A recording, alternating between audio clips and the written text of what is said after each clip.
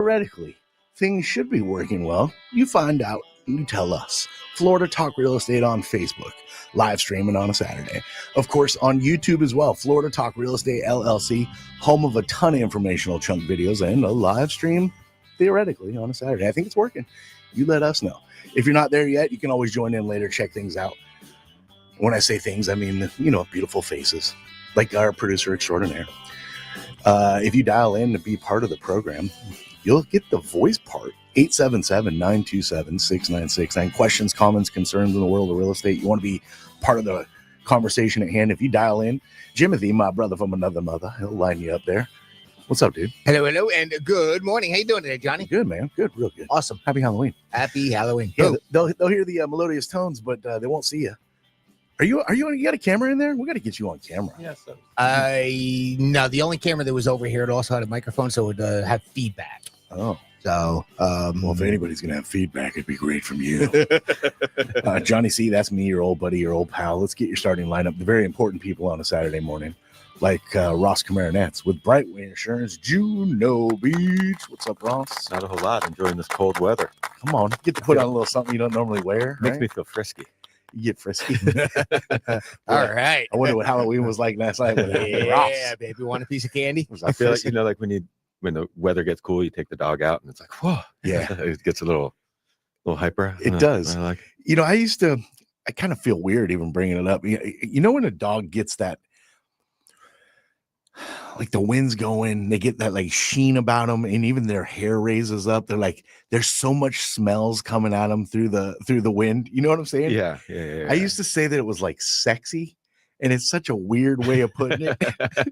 Almost when I even hear it, I'm like, that's kind of weird. You need to throw your phone in the trash. So yeah, too much just scrolling, in case. Dude. Just in case. You never know what's listening. Did you have a nice Halloween? I did. Yeah, it was good. Did you dress up? I did. I was Soda Pop Juno from K-Pop Demon Hunter. That's awesome. My daughter would love that. She was some anime character too, and I asked 1,000 times, tell me the name again.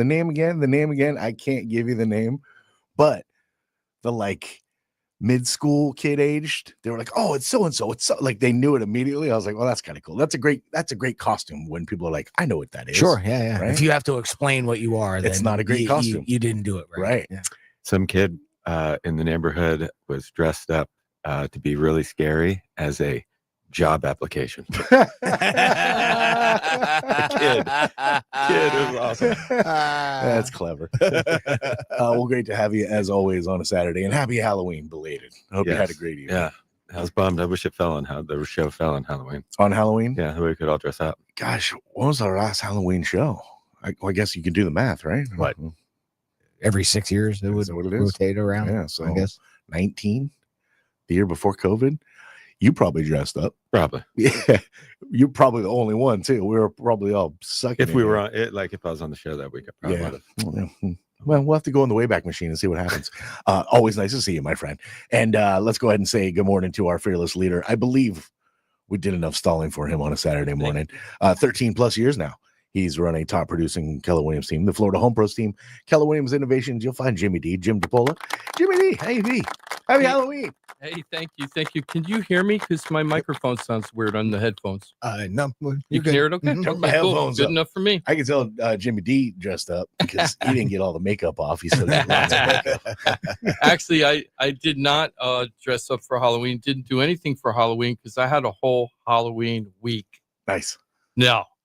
It was very scary and stressful. The whole week was like monsters crawling out of the closets and everything. The whole week was like, whoa. We'll get into it a little bit. I was gonna actually make a little segment on it. Not good Halloween No, week. it's like, what the heck is going on? Oh, what no. the heck what's in the water right now? Oh no. So anyway, but there were as I was reflecting on this last night, I was like, well, there were also a bunch of high spots too. So. And then when I started looking at things, that was my week. Yeah. So it's kind of crazy. So we got a lot to talk about this week. We're going to talk about like a couple of real life examples and our shout outs about how things can happened there? Sorry, hold on. That's me. I'm playing. Oh, okay. I'm playing around. Oh, thank you, man. Let me just let you do your thing. Have a little experiment this week. Hey, Facebook YouTubers, Jimmy's trying some new things on the videos, so let us know if you like it, don't like it. I remember when we were doing too much scrolling on the bottom, and some of our fans like, stop it, it's making me nauseous, seeing all the scrolling. They didn't like the scrolling? They didn't like the news scroll. I like the news scroll, like the ticker tape news scroll. Yeah. I like that, but they didn't like it, so I took it out. All right. Look at that, the power of the Francis, I did that for you. She's a regular calls. Haven't seen her in a while. Hope she's okay. Francis, if you're around, let us know. Good morning, Elizabeth. Mike's on a very nice vacation. He's going to Savannah this week. He's going to meet some family members up there and everything. I told him about my Savannah trip about 15, 20 years ago. And my significant other at the time was really into Midnight in the Garden of Good and Evil. So she decided that we were going to go up to Savannah and check everything out. And we were up there for like 4 days. And when we left, we were like, wasn't so spectacular. And we found out that we never made it into Savannah. We were like all around the skirting of Savannah, like later, because people were like, did you go there? Did you go here? Really? No. It's like, no, what the heck is that? And then they brought out a map and then show us where you went and where you stayed. And we're like, we're on the ring of Savannah. It was so funny. They're like, next time we should go to Savannah. Yeah. So I've been to Savannah, but not Savannah. That's funny. So, but anyway, Mike will be back next week. I'm looking forward to having him come back because we're going to talk about some mortgage changes in the mortgage industry, but the interest rates are still going down. We're going to talk a little bit about that today. Also, we're also going to talk about smart homes because I'm selling a house that is a smart home. Oh, nice! And it's up in the Jupiter Beach area, Ross, and it's a productive Airbnb right now. The community allows Airbnbs. If anybody buys this property, they could get automatic income of $40,000. It's already prepaid for Airbnb bookings. So when you buy the house, you have $40,000 of income coming in when you buy it because it's already booked and paid for. So it just gets transferred over to you. Pretty nice, huh? Yeah, if you're looking to do that, that is really nice. Yeah. How about that? A calendar that's all booked up for you? Yeah, and we have a little interesting advertising technique we're going to do with this property, which we'll tell you about in just a little bit. I think I saw it. Also, yeah, you did, Ross. I saw that you liked it, so you saw it. And then also, we're also going to do a little. It isn't a shout out, but it's more like a tip. Don't get burned by this situation. There's a lawsuit going on with one of the well-known developers up in Orlando. Oh. The developer is a national developer. People saying that they got a bait and switch when they were buying their houses. And there's a federal lawsuit out there right now. And when I started listening to the article and found out what they were complaining about, I'm like, that's basic 101 real estate right there. So we're going to talk a little bit about that, how not to get burned when you're buying new construction. Okay. All right. Excellent. And so we got a lot of stuff going on. The first thing I want to do is do some shout outs. I wanted to say, this is a really nice story. I want to give a shout out to Linda and Joe, Franz, Tina, and Kaylin, right? Big group of there. Franz, Tina, and Kaylin bought Linda and Joe's house. They're all relatives together, right? This is all one big family. And Linda and Joe, who have been big fans of the show. Thank you so much for listening to us for years. Yeah. Might be listening to us right now. Oh, that's awesome. They're so awesome. We helped them buy their first home. I think it was like 2020 because, it was 2020 because I remember being stuck in my house during COVID. We weren't allowed to leave back then and working the phones and trying to close his deal because he was having a problem with the closing. Huh. But then they referred us out to other people and everything. And then they inherited a house and they'd like to sell it to their relatives.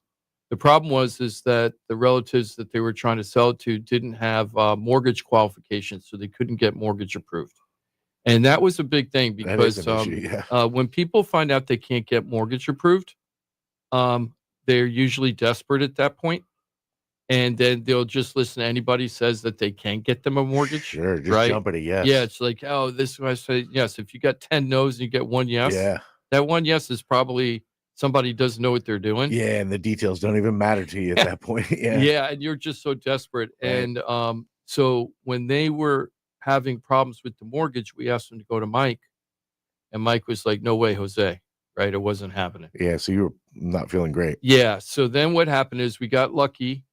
Then one of the people were a school teacher. So we're like, oh, great. Let's use them. And then we'll use the Public Service Employee Hometown Heroes program. They'll get a lot of money back. We can make all this work. Right. But they And a weren't better rate. they weren't qualified yet either. Mm. But we did find out they needed student loan help. So we got them over to help with student loans. So they're probably getting a discount on their student loan payment right now. Excellent. So that's good. Yeah. So then they finally went to another relative who was willing to buy the house for the two people that couldn't qualify for the loan. So that's what ended up happening.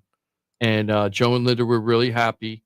It was very up and down, the whole thing, because Joe and Linda had to give back a lot of money from the sale of the house to help pay for the down payment and closing costs for the new buyer. It sounds like a lot of people had to make this happen. Yeah. So, it was really nice that they gave so much money to the family to help them get into the home. Everybody was pretty happy. It probably took us like 70 days, and we already had the buyer and the seller, but it took like 70 days to close because all the mortgage problems that we had. Wow. And here's another tip for you.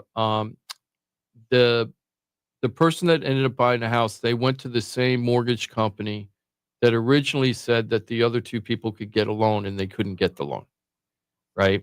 That's always a bad sign. So this guy wouldn't leave, the buyer wouldn't leave who they had on the show. I mean, I'm sorry, I'm thinking it's on. They wouldn't leave the mortgage broker that they started with. Right. And we really wanted to get him over to Mike, but they stuck with the person. And then at the end, there were some extra conditions for the underwriting. And I had to get on the phone with the buyer, with the mortgage officer, who was very polite and professional. I have to say that. His name is Yanni. But I wasn't liking the answers he was giving us because he had extended the closing twice. And then I said, what exactly does the underwriting department require to get this deal done? And once you get that done, is there anything else? Are we done? And his answer was, well, once we get this one step done, we're pretty much there. And I said, I don't like that. Pretty much there is not an answer. I said, you're equivocating right now. So why don't you just tell me? We're all working together to get this deal done. I'm not your antagonist. We're all trying to work together. Be honest, because I've got sellers who want to close and they need to have real answers and not keep getting pushed off. And he didn't like my conversation too much, but it ended up working out. He got the deal done. It took an extra 14 days after that, but he got the deal done and we did close it. So I'm really happy for everybody. So he was right. As long as we can get this done, we're pretty close. I think there was a lot of, there was a lot of, yeah. I'm glad that one got through. Geez. But we got it through and that was the good thing. And I'm really happy. And everybody got exactly what they were hoping to get at the time.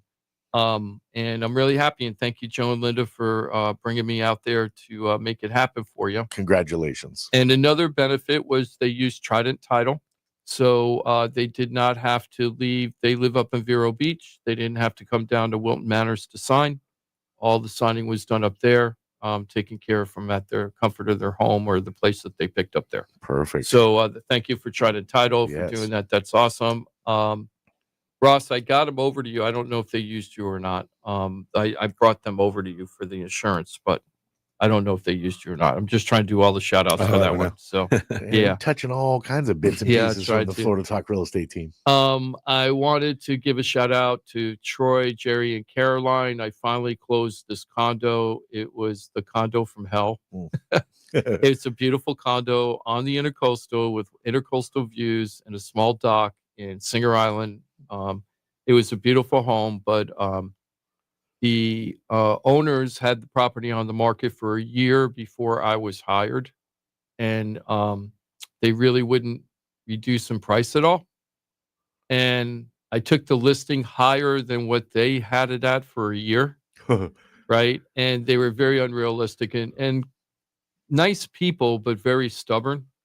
and wouldn't listen to my advice, and they felt like they were going to handle it themselves. And we did get the deal done. But let me tell you, remember we did that whole condo thing last week, the whole all about condo buying and condo selling? Yes. If you haven't caught that show, we might end up packaging that show. But if you're thinking about anything about buying or selling condos, that was a great segment.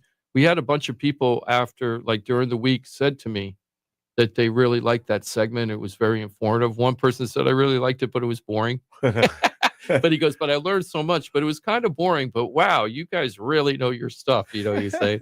But with this condo, listen to this, and this was a big problem. It was not the seller's fault. The community broke ground on a construction for a roof for the whole community. It's like 39 buildings in this community. And then when they started peeling off one of the roofs on one of the buildings, they found out that the tiles had asbestos. So now they had to do asbestos remediation. So they already had levied the assessments for the original roof work, but now the community had to put another assessment together for the asbestos remediation. And the roofer put all that together, and community levied assessments for that work. Ours was $23,700, our unit, right, for all that work. And there was an open commencement. It's called an open commencement, like an open permit. Well, the roofer couldn't break ground on the roof because there's a requirement in the community that all the roofs have to be the same. They have to be uniform. So there's only one place that makes the roof tile that they need. And that roofing company, the roof manufacturing company, has to shut down all the other job orders just to make this specialized tile roof. So they're waiting for all that to happen. So when you sell a house, the condo group is required to tell the title company that there are no future assessments, or if there are any current assessments, they're all paid in full and no extra money will be needed. Right. Well, this is an open situation. Well, the roofer already, you're right on target here. So the roofer said, look, for the second bid, I'm expecting that there's going to be some problems. I built in problems into that bid, but there could be more once I open up the roof, because it's a flat roofs for most of the buildings. I don't know what's going to happen once we open it up, right? Which is a normal part of roofing. Sure. So the title company requires a special form to be filled out since there's open assessments that are not finished yet. And it says, do you have sufficient funds to complete the job? The property management company wouldn't sign that because they said, we don't know. We don't know until what happens. So we ended up calling the roofing contractor. And the roofing contractor is like, look, we gave our best estimate. We're hoping we don't have to charge more. Could it happen? Yeah, but that could happen with any job. And we couldn't close because of this. It took us like 11 days to figure it out. It took 11 days. And there was what saved us. Because neither side's going to budge. It was really tough. Yeah. It was really tough. The title company's like, I can't insure this. Sure. I have an insurance problem. And the property manager like, well, we're not sticking our neck out and saying that all the money's paid because we don't know for sure. And I was like, this is ridiculous because this happens every day. There's condos with open permits all the time. So, so usually in a condo rider, this is all understanding condo laws. When you sign an agreement to buy a condo, there's a condo rider, an addendum, which is an addition to the contract, and it states what would happen if there's levied assessments. And it says the seller shall pay those assessments in full. But if there's any future assessments that haven't been levied yet, the buyer will take it over. So really, to me, that clause in the contract is good enough, but not for the title company. They wanted the buyer to sign another document saying that they're holding the title company harmless if there's any more assessments coming out. So I would just assume, I mean, it just makes the most sense that the seller would be obligated for anything that would be involved in an assessment that's open, right? Involved while they're still owning. And that one's open. So if any cost would be added onto that and they needed an assessment, it just seems logical that it would go to the seller. No, it's going to the buyer. Well, because it hasn't been levied yet. Well, and but I get, just to me, that's the way it feels like it would just naturally make sense. And that, it's an open assessment. And that would make sense. But if you did that, we would have to say, well, you got to wait until all the roofs are done. And when all the roofs are done, then you can come and close. And that might be a year from now. And who wants to do that? Yeah, and that's, so this is what I had to do to figure this out. I called 3 of the board members. 2 of them answered. One of them was super, super helpful. Rob, thank you so much. Nice. We couldn't have closed it without this condo board member, to be honest with you. They helped us so much. They walked us through everything. It took days and days. Well, that's and this amazing. guy kept calling me back. I didn't have to chase him. He was calling back, hey, what happened? I just was like 4 hours later. Hey, did you get any answers yet? He was awesome. Well, he lives there, right? Yep, he So lives I there. mean, he has an interest in that condo doing well, right? Yeah, he does. He does. And so Rob was a big help. But what I had to do, I had to call up all the realtors that had properties in that neighborhood that just closed or were pending, and like, how are you dealing with this problem, right? And I found one realtor who also lives in the community, who's very active selling there. And he had just closed one. He explained that he had encountered the problem, and he told us how he fixed it, which is what I thought. The buyer just has to sign an agreement saying, I understand that any future assessments are mine, right? But it took a long time. And then I had to call the roofing contractor. So there's all this work behind the scenes that nobody really understood to get the deal done, but we finally got it done. Nice. So congratulations to them. Yeah, well done. That's what I wanted to do next, if you don't mind, is just talk about what a week. You know, you guys were talking about Halloween. My whole week was Halloween, and I don't mean in a good way. I had a lot of stress. The sellers wanted to close that deal so bad, and we had so many problems. And they were texting me at 10:30 at night about the title company. Do we have any answers yet? I'm like, title companies don't work at 10:30 at night. We're not getting an answer until tomorrow. And getting all that. And then I had another really rough closing. We're supposed to close with Victor next week. I'm really excited about that. Victor's turned into a really nice friend now. And I met him because he listened to our show, and I helped his girlfriend sell her home in West Palm, and she moved up to the Northeast where she works. Now Victor's ready to sell his home and move up there and go with her. Awesome. And I think Angie moved up there like 7 years ago or something, or 6 years ago. So anyway, now it's Victor's turn to go up there. So we put his house under contract. By the way, this was the 3-bedroom, 2-bath that was under $400,000 in West Palm Beach, 4-bedroom, 2-bath home. Brand 2021 roof, needed some tender love and care, but it was so cheap for a 4-bedroom cinder block home. And I was saying, who's going to buy it, an investor or a retail buyer? Right. Well, it was a retail buyer. Yeah. And we're closing next week. Well, we're closing Monday. We get a call Friday from the title company, either the lender or the title company. We can't close. Why?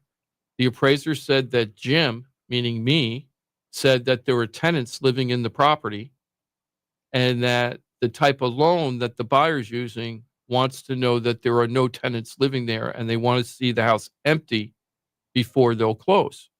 Well, the way the deal normally works is the buyer can stay there up until the day of closing, but they have to have all their stuff out by the day of closing. And that's what their plan was. But now, because of that stupid appraiser that was misunderstood what I told her, now we don't know if we're closing on Monday or not. Oh. And it'll be fixed. I know it'll be fixed, but what a pain in the butt. So now Victor is pulling furniture out of his house so he could take photos of an empty house and then put it back in, so that we're hoping that we can close on time, right? It's so ridiculous. So this appraiser, she calls us at 8:30 at night on a Saturday and says, I want to do the appraisal at 8:30 in the morning on Sunday, 12-hour notice, right? And so I had to respond back to her, and I said to her, look, I really appreciate it, but I'd love to work with you and get it done on that time, but we can't make Sunday work. It's not enough notice. There are 2 people that have medical issues there, and we need to give them notice, and they definitely want to be out of the house, right? And she was very cranky about it. Well, that's the time I have, right?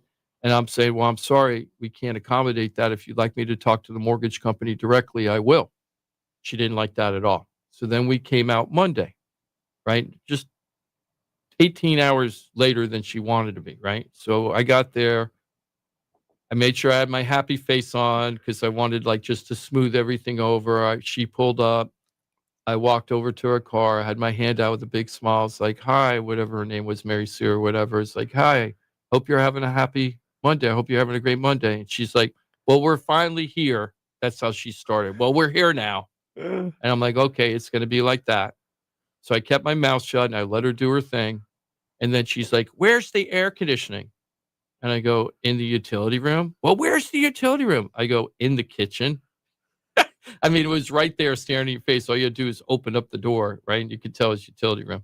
So anyway, I was like, she's going to cream us on the appraisal. And I was really worried. And I told Victor, I'm worried about the appraisal, blah, blah, blah. I shouldn't be worried about, but this lady, she's just giving me bad mojo. Well, we got through the appraisal. I was like, wow, I guess I was making a big deal about nothing. And now she says that I said that there were tenants there, and there are no tenants there. He has his child living there with with their significant other, and he has a buddy that's been with him forever, right? That's been living there forever just for free. And and he signed 2 documents saying that there were no tenants on the property. So he's already signed an affidavit basically in contract saying nobody's renting in here, right? And everything will be gone when we close. Wow. So anyway, that's how my week was. I don't even want to tell you about the one guy who asked me to go look at his property in Boca, and then the internet wasn't working, so we were in my car so I could use the internet. And then he gets a call from, it's a long story, but he gets a call from the realtor he's working with at that point, and then found out that the property he wants to sell, they're going to rent it. So I'm like, okay, that's awesome. Need to scoot out of my car so I could do my other stuff. He kept me in the car for like 10 minutes talking to the other guy, cursing at them in their language, right? They're yelling at each other back and forth at the top of their lungs. I'm sitting there for 10 minutes in my car trapped, right? Then when he's done, it's like, okay, Joe, it looks like you got good news. You got your renter, I'll see you later. And he's like, no, I want to go with you. I'm like, what? He goes, where are you driving next? I just want to drive around with you. And I'm like, no, Joe, you're not driving around with me. I need to get the heck out of here. And so that listing, not a listing, but that preview was like totally screwed up. I'm like, what is going on this week? What's in the water? But then when I was reflecting last night, I was like, wow, I also met really good people this week too, like Mike and Joe. Mike and Joe are selling a home that Johnny's going to know very intimately. Mike and Joe called me. Mike's a big fan of the show. Joe's never listened. They're selling it's a rental property right now, but it used to be a relative's. Guess where they're selling, Johnny? It's in Fort Pierce. Oh, in the Colonnades? Colonnades. Nice. Yeah, they're selling Colonnades. I love it. It's like, he's like, do you ever hear of the Colonnades? I'm like, yeah, I think I know the Colonnades a little bit. Yeah, I know the Colonnades. So we're going out there. It's not a waterfront property. They're almost done with all their concrete restoration. Remember, your mom was going through that with the balconies back then and everything. Yeah. So I'm really excited. Their house is very clean and ready to go. We haven't set a price yet, but it's, those condos are pretty inexpensive. It's a 2-2 like yours on the second story. And really looking for, yours might have been a 2-1. I think this is a 2-1 also. But really looking forward. We're going to shoot the photos on Monday. And it was so nice to meet Mike and Joe. And Joe didn't know who the heck I was. I was just some guy that Mike said to meet with and stuff. So I asked Joe, I go, are you concerned about hiring somebody you don't know? And he picked him out of the radio. And she's like, no, I trust Mike, and I got a good feeling about you, so we're good. So Thank you so much, Mike and Joe. We'll be putting their house on the market next week. Good luck. And then also Jamie, I'm really excited, and that's what we're going to talk about right now is the unusual advertising technique. So Jamie came to me because her beau, Steve, is a big fan of the show, and she needed to sell a condo in Jupiter. Boyfriend, right? Yeah. That's I like it. I just hadn't heard that in conversation in a while. I usually read that in an old book. You know where I got that from? 16 Candles. Remember the one guy that was the super hot guy from Molly Ringwald and everything? The parents called him a beau or something, so I always called beau. So that's funny. So anyway, Jamie Pryor. Younger need food. Sorry. No more Yankee my wanky. So big leg. So Jerry came to us, I think it was not this week, last week, and she's like, I think it's time for me to sell my condo. And she lived there for quite a while, and she really fixed it up nice. And she turned it into a big, Airbnb daily rental thing that's allowed in this community. It's a half mile from the beach. And so she was ready to sell it. Now, when we went over pricing, she didn't like the prices that people were selling their units for. So that was kind of a bummer to her. But the fact that she has a very I don't want to say profitable because I'm not saying that she's making a full profit, but the income she's pulling in is really strong. She's hardly advertising it, and it's such a popular property because of the location, and she has all these nice, cool features in the property that I think for this season and even in August, she has a booking where there's over $40,000. Most of it prepaid already. I think like almost 30,000 of it is prepaid, ready to go. Money in the bank with vacation rental by owner. She's got great reviews on all those sites. She's got 35 like really excellent reviews. And so we decided we're going to put the house on the market and then advertise. If you buy the house, you have all this income coming in after you buy it. And it's also a smart home. So we're going to talk about that a little bit, but we're going to try something a little different. I put the vacation rental by owner post for this property on my Facebook page. So if you want to check out the property and rent it for a night or two before you buy it or decide you want to make an offer, this is the great opportunity. I've never had this opportunity before where somebody could come in and rent the house for a night or two. Yeah. Check it out and see if they really like it before they buy it. Wouldn't that be kind of cool? It is kind of uniquely cool, yes. So I put it out there. My technical abilities for Facebook blow chunks. So I have the link, but there's no photos. But I promise when you click on the link, you'll see stuff because it's a very boring post. I'll fix it on Monday when I get techie people to help cool me. Little thumbnails or anything. Yeah, or something. I have nothing. I just have the little link and say, hey, if you want to do a free test drive on the property for a night or two, that's awesome. Here's the link. So anyway, really looking forward to helping Jamie with that property. And what we've decided also is we're going to push hard of marketing more on the VRBO stuff, the Airbnb, because my attitude, the more we book it, the more valuable it'll be. So I'm looking forward to that. Yeah, very cool. Let me see. Why don't we go ahead and take a break, Jimmy, if you don't mind? Sure. And on the flip side, we're going to get into the buyer beware of new construction. This is something that should be real estate 101 for people, but it's one thing that people always forget, and then they have a conniption fit about it. So, now they turned it into a federal lawsuit. Oh, yeah. So we're going to check it out. All right. Well, we got a lot to get into. Plenty of time remaining on this first day of November. It's insane.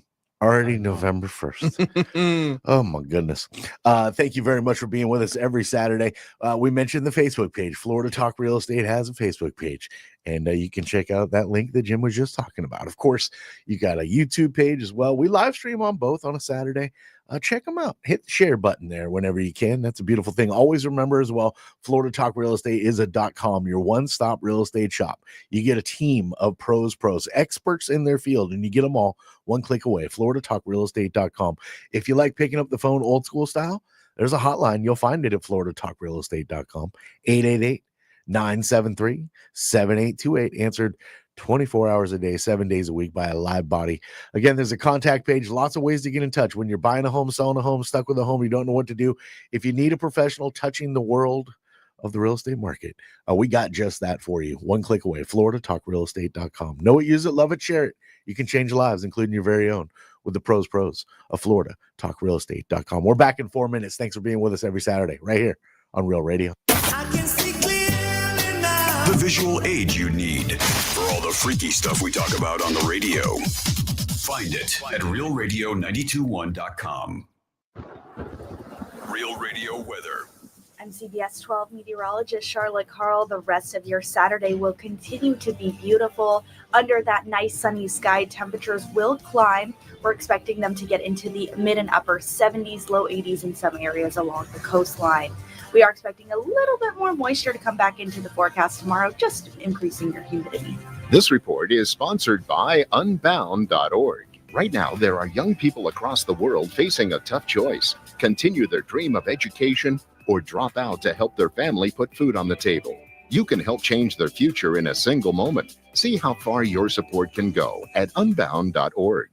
Hey, it's your boy Johnny C here, host of Florida Talk Real Estate. They're tops when it comes to helping people buy and sell houses. But Florida Talk Real Estate is so much more than that. For 5 years, I've watched these guys help thousands of our listeners with any real estate need. They couldn't do it without their sponsors, who are experts in their fields. Check it out. Jim DePola, powered by Keller Williams Realty.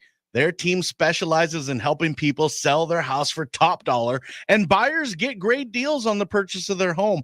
That's what they did for me and my family, and I couldn't be happier that I hired them for my real estate transaction.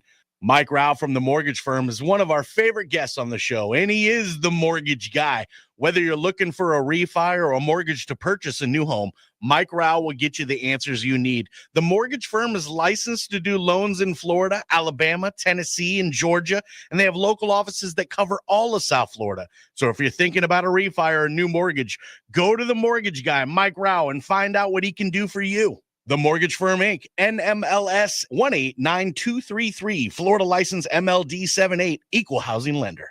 The law office of Paul A. Krasker has been specializing in real estate law for nearly 25 years and has the professional team you need.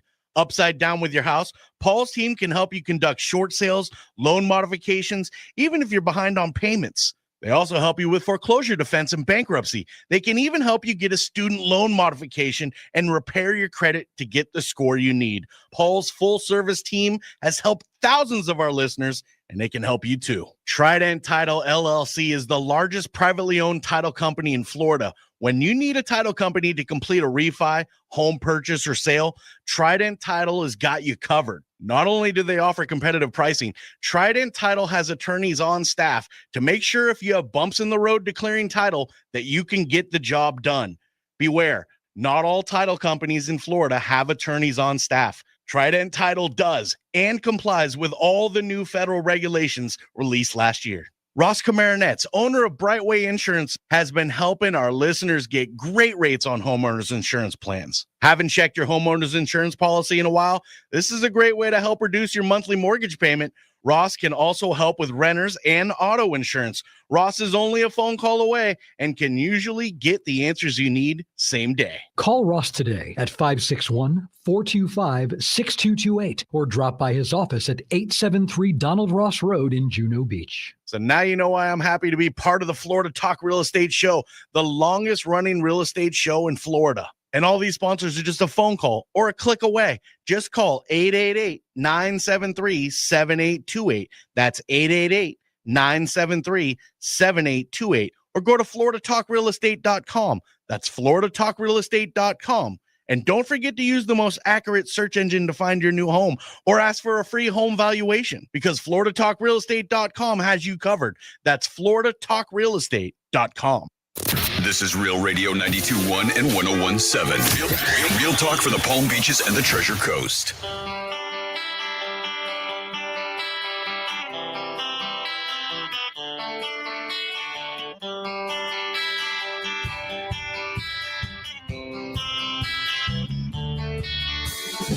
This is Florida Talk Real Estate with Jim DePola and Johnny C. Got a question for the show? Call us live at 1-877-927-6969. Yeah, there it is. 877-927-6969. Toll free.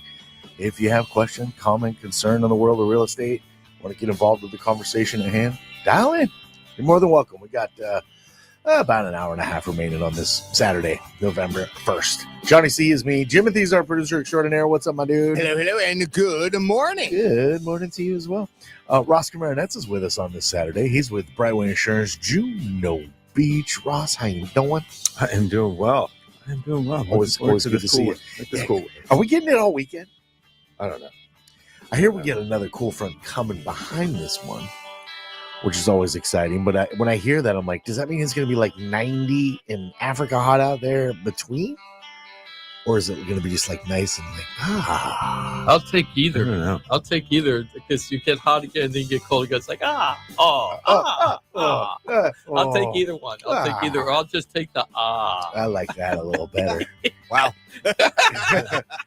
Welcome on a Saturday. Slow down. Slow down. Slow down there.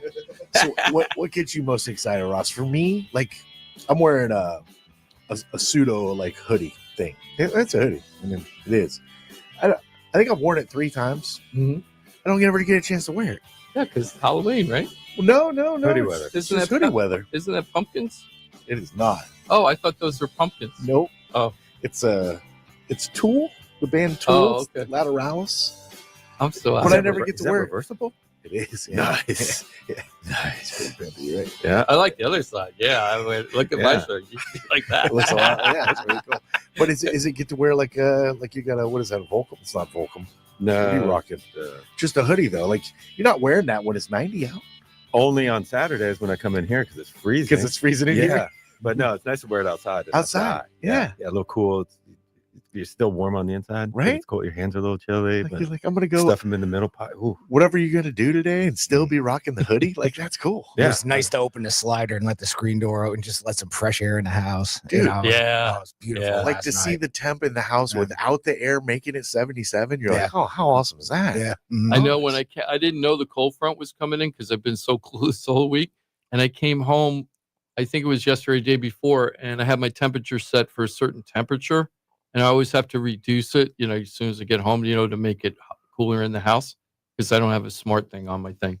And I came home and the temperature was below what I normally would set it for. And I'm like, oh, that's interesting. That's awesome. It's like I haven't seen that in a while. I love that. Yeah, that works. That's Jimmy D, everybody, our fearless leader. He runs the top producing Keller Williams team, the Florida Home Pros team with Keller Williams Innovations. Hello, Jimmy D. Hey, everybody. I felt like there was one more shout out thing I wanted to say, but I can't remember. Oh, no, I wanted to tell you this.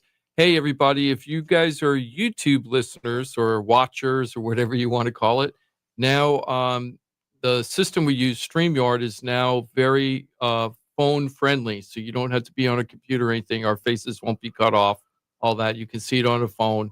And it's the 9:16 ratio, which is what you need for shorties and things like that. So anyway, if you want to just catch it on your phone now, it's a lot better user experience than before. Oh, very good. Yeah. So let's see. Somebody wrote brain rot, and I don't know what that means. So whatever. Brain rot? Yeah. Somebody wrote on the comments, commenting chair brain rot. I'm sure that's what he wants as publicity, but whatever. I just thought it was funny. So wanted to get into buyer beware. It's always important to let know people what's going on in the market and understanding. And there was an article in Orlando from one of the TV stations saying that D.R. Horton, a pretty big developer, is being sued in federal court for, I'm calling it bait and switch, so I'm not using the actual criminal or civil court terms or whatever, so don't hold me to it. But basically, I almost want to say it was like antitrust, but it wasn't. It was something to do with bait and switch. And what they were complaining about is that buyers were going to the developer and then using the buyer financing. And there's a lot of benefits when you use buyer financing in new construction. Jimmy, did you use buyer financing at the end with the developer? Or did you end up using Mike? No, we ended up using the bank that the bank Synergy has. Right. So they have a relationship with the bank. And of course, it's because they give you an incentive called $10,000. So yeah, it works. Yeah, and I think you had a better interest rate. I think a little better, or maybe at that time they weren't offering that. But a lot of times now you can get discounts. It was as far as interest rate wise, it wasn't really wasn't that much difference. No. But like Jimmy got $10,000 to help pay for his closing costs directly from the developer. Thank you. And then a lot of times now, I was just looking at some new construction for one of my customers last night, and the developers are doing the buy down rate, but it's not locked in. So the first year you're only paying $299 for interest rate. Second year $399.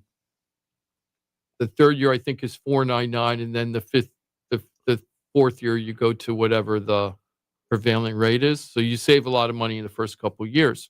Well, that isn't what they were complaining about. Not that. What they were complaining about is that the buyers were shocked after they bought the house that their mortgage payment was hundreds and hundreds and hundreds of dollars more than what they were told when they were signing the dotted line at the closing.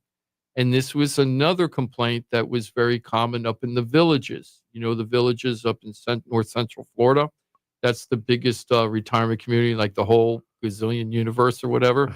Well, a lot of people up there are complaining, and some of them couldn't afford the houses that they bought and had to leave pretty quickly. Why? Because the developer's agents, if they have an agent, or their closer, nor the mortgage company was transparent enough and educating them enough about what they were doing. Like me and Mike, when we work with our buyers all the time, what we say is, look, you're getting approved based on the interest, based on the purchase with the property taxes as they are for the current owner. When you buy the house, the property tax is going to be set, and your mortgage payment is going to change probably dramatically compared to what you're approved for right now. And there's no way as a mortgage company we can predict for sure what's going to happen in the future, but you need to know that. Then I step in, and Mike does this too, but then we teach our buyers to go to the property appraiser site and go to the property tax calculator, and you can actually type in the address of the property you're buying, and you can tell them the price that you're purchasing it for, and then say if you're homesteaded or not homesteaded, if you're going to own it as a homestead or not, and it'll tell you what your tax bill will be.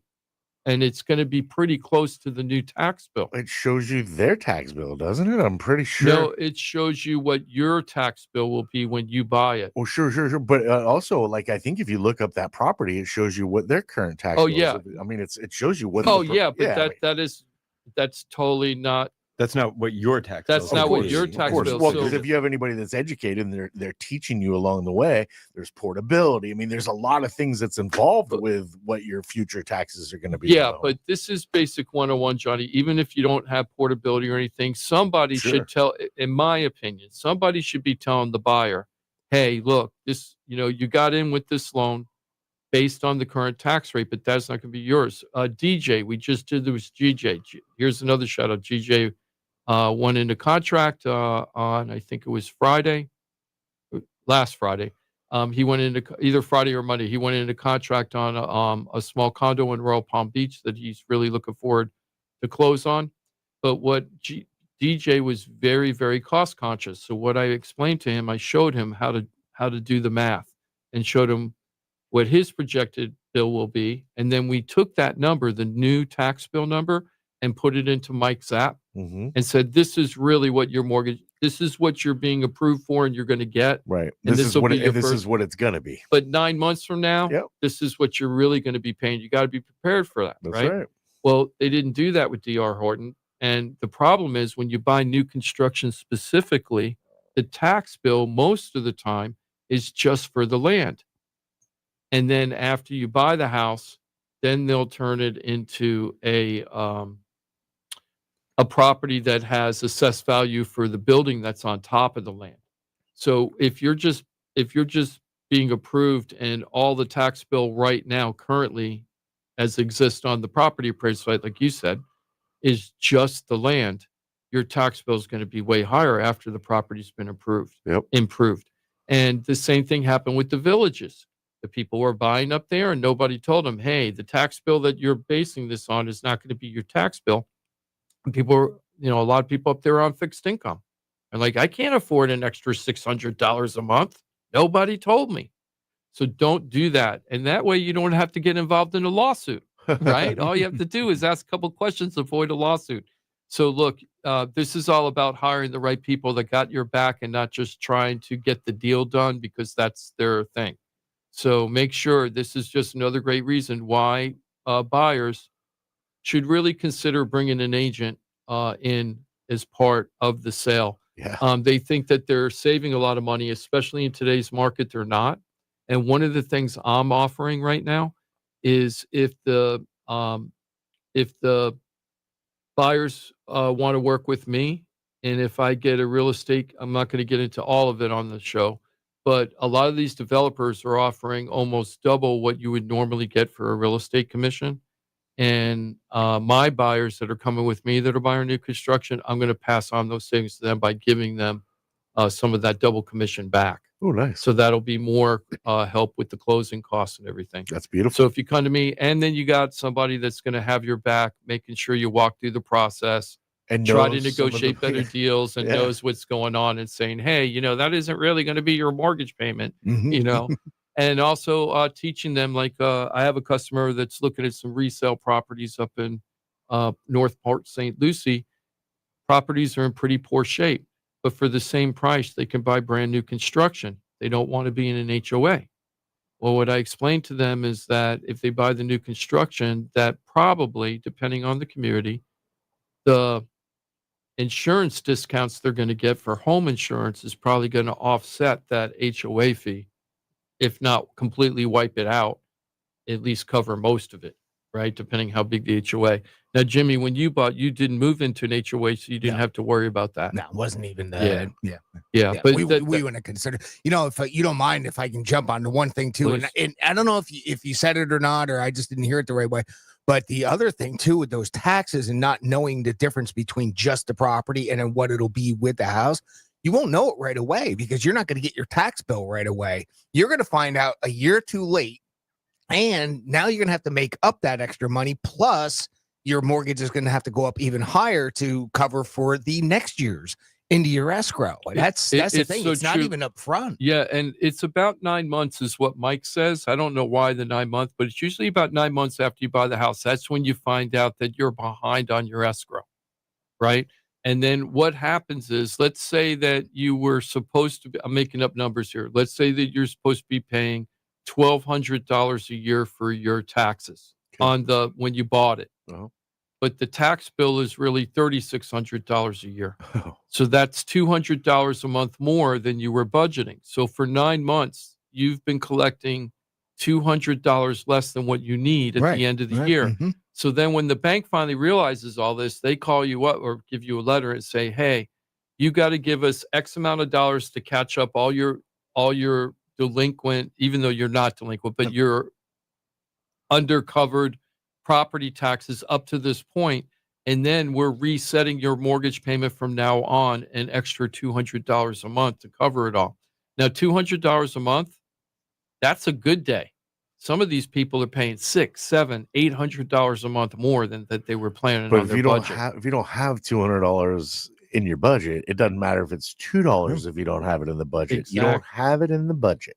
Right. And actually, it's $400 because you've got to make up the $200 you already missed. Oh, and then $200 more for the next year. I forgot that. So then, if you say I don't have the money to give you up front, then they'll go, great. Well, instead of raising your mortgage payment $200 a month, we're going to raise your payment $400 a month until you give us back that extra money that we're behind, and then we'll drop it back down to that. Oh, and you're lucky if they put it that way. You're probably going to have to get in touch with them and do a it's not going to just happen. No, it isn't. Yeah. And most people aren't going to follow through with that. It's just going to stay at that elevated level, and until you actually pick up the phone and do the reassessment. Yeah, so don't do that. Is the bottom line is don't do that. Just hire an agent, have somebody that you trust and that you like and know that has your back and wants to walk you through and get you a win-win situation for yourself, right? That's so it. Don't do that. And this FloridaTalkRealEstate.com. FloridaTalkRealEstate.com. Team of pros. I'm sorry, Jim. No, that's okay. Your words might have been more important than mine, but I want to make sure everybody knows FloridaTalkRealEstate.com is your one-stop real estate shop. So that's my buyer beware thing. So just be careful when you're buying new construction. I understand everything because the developers, what you got to remember, they're helpful, they're friendly. The people in the office, they're showing you all the upgrades and everything. But their job is to sell you that home. And they don't want you going anyplace else. With a regular realtor, they'll show you homes over here, homes over there. It doesn't matter which community. They have no vested interest. They just want to get you the home that you're going to love and that you could afford. But when you go to a developer, they want you to buy right there, right now. So just be careful that you don't get sucked into that and make a big mistake for yourself. There you go. Okay, let's we only got a couple of minutes here. Let's just talk a little bit about interest rates, and we're going to take the 10 o'clock break, Jimmy, if you don't mind. Sure. Interest rates went down again. We're at 6.17. What were we last week, guys? I don't know about that. I know it is. Yeah. That's why I was saying it. 6.19. About that. Yeah. So you're saving maybe 3 cents on your mortage payment right now. Nice. I'm going to go refinance. Yeah, go out and get that refi. You'll make up the money in about 37 years. That's not bad. Cost. That's good math. Yeah, especially if your mortgage is only 30. Yeah, exactly. You're still paying off the refi after 7 you more pay years. off the mortgage. Yep. I like my mortgage payment. So anyway, 617. Now this is the lowest I think of the whole year is 617. What I think we might have 616 at one time, but we're very close to the lowest of the year. But here's the thing I was thinking. I went back. Actually, the lowest in a very long, the lowest since oh wow, yeah, the lowest since 2023. The lowest rate we've been at was actually September 2024, and that was 6.08. Hmm. So you have to go all the way back to September 2024 before we're at 608. And I remember people complaining that 608 was too high. Yeah. Right. And now it's a year and 1 month later, and we're higher than the Higher, 6.08. and we've had a couple of Fed cuts since Yeah. then too, which people Yeah. always associate with the Yeah. mortgage rate way too Oh, much. I forgot to mention. Yeah, so that's interesting. Yeah, so the Fed cut rate, if you notice, didn't really do much to the Freddie Mac report. That's because, as Mike has already said, they were baking those cuts in. The mortgage industry was baking those cuts in as we were waiting for the cuts to actually materialize. Oh. So we're not going to see any major. Well, at this point, they're talking about, more cuts would probably make it worse, actually, because at that point the mortgage industry is going to be like, Market's very we're shaky. having problems with jobs, evidently. So you get a little higher interest rate now. It's going to have the exact opposite effect if we get another cut. I mean, I think that's the reality. Less jobs, more risk for the bank. Yeah, a lot That's the more bottom risk for the line. bank. Yep, Yeah, more risk and that's for the what they're bank. indicating with these cuts is we're having problems in the job market, and it's like, okay, well, you're not going to help the mortgage industry, that's for sure. If that's Because the intent. it is so true, Johnny, because if it was just the inflation, because they got to worry about employment and inflation, Those are right? the two things. If it was just inflation and employment was better than what it is right now, they wouldn't have been cutting the rates. Nope. According to Paola and the rest of them, they Of would course have not. just held tight because they didn't want to create more inflation. And I think most people would probably, if you look at your budget, you probably would have preferred that they didn't, because inflation does still feel like a very real thing. I mean, I don't know, for the most people. I feel like the shoe hasn't fully dropped on that yet, and I hope I'm wrong. I really do. I do not want to have the economy get worse. I mean, please no. who wants that? I mean, Nobody. some people are like cut your nose to spite your face kind of thing. I'm not like that. Oh, I just want a good running economy, good country. yes, please. But the thing is I'm still very wary about where we are. I was just talking. One of the local newspapers is thinking about having me write an opinion column about real estate. One of the big papers around here. Cool. So I was talking to the editor yesterday, and he was like, "What would you write about?" And I said, well, if I were doing one column, what I would write about is all the misconceptions that people have about what's really happening in the real estate economy here locally and nationally. He's like, well, give me some examples. And I'm like, that our market is strong as heck. It isn't really that strong. In fact, we were selling less homes now than at the bottom of the crash after 2005, right? When all that mayhem happened. 2012 was the lowest ever. We're lower than 2020 sales. 2012 sales. We're lower than that for 2 years now and probably 3. But doesn't that make perfect sense in your head? Like, Yeah. to me, that's a file that under duh. Well, mean, I didn't expect it to be worse than the real estate market crash of 2005. I didn't expect it to be worse than that. That was the surprising part to me. Did I Yeah. expect it to be weak? Yeah. But not worse not worse than 2012. That's a great time to buy, though. 2012, Port St. Lucie had 6 years of inventory. Right. Right. So, and we only got like 11 right now. Right. So, but prices are double. Well, no, triple what they were. You in look at Port 2012. St. Lucie prices, you're like, this is Palm Beach County, right? And you're like, no, that's St. Lucie County. You're like, I know, good right? luck. It's like, wow, I think Yeah. it's Palm Beach County now, All right? Then. Yeah, Yep, 500,000, huh? All right. So, what's happening right now is the interest rates are the lowest they've been. They've been low. If you look at the Freddie Mac chart, if everyone wanted to pull it up, they just do 30-year mortgage rates, Freddie Mac, right? And pull it up, and they'll give you this really great chart that goes back to 1971. This chart has been going down consistently since May of this year. We've just been going down, down, down, down, down. A couple little ups, but then it would go down right away again. And this chart is still going down. But the national economists are saying that we're going to be in the 6s for the next several years for the interest rates for mortgages. So who knows what's going to happen, because this chart is trending that we're going to we're going to hit that 5. Well, we can get to the back to back, and I mean, we need to get back to it, back to where 6% of people are like, "That's a great rate." No way, I'm waiting for the 3. We got to for get that back 3. to that, and maybe that's what they'll do. We'll just hold here long enough to where people are like, "Oh yeah, it's a good rate." Erase that memory of the bump 3. it to 10, and then when you get back to 6, they're like, "Thank you for the 6." Speaking of which, I have some stats about who owns 3% or less mortgages and who doesn't. Maybe we'll talk about that a little bit when we flip over. Who's got those 3% mortgages and how many are out there? I have those stats. We'll talk about that on the flip side. All right. We still got lots to get into. An hour remaining on this Saturday, November 1st. You're always welcome to be a part of the program. 877-927-6969. Should you dial in right now, quick 4-minute reset. We'll get to your phone call. If you'd like to be involved with the conversation at hand, if you have a question, comment, concern in the world of real estate, we have some professionals on hand to handle all that and so much more. Of course, if you're not comfortable on the radio, totally understand. You have access to the entire team at floridatalkrealestate.com. Consume away on Facebook and YouTube, but that .com is your access to the entire team. Pros, experts in their field. You get them all at floridatalkrealestate.com. We're back in 4 minutes. Thanks for being with us every Saturday right here. It's Real Radio. The visual aid you need for all the freaky stuff we talk about on the radio. Find it at realradio921.com. Here's what's happening with the weather on Real Radio. NCBS 12 meteorologist Charlotte Carl, the rest of your Saturday will continue to be beautiful. Under that nice sunny sky, temperatures will climb. We're expecting them to get into the mid and upper 70s, low 80s in some areas along the coastline.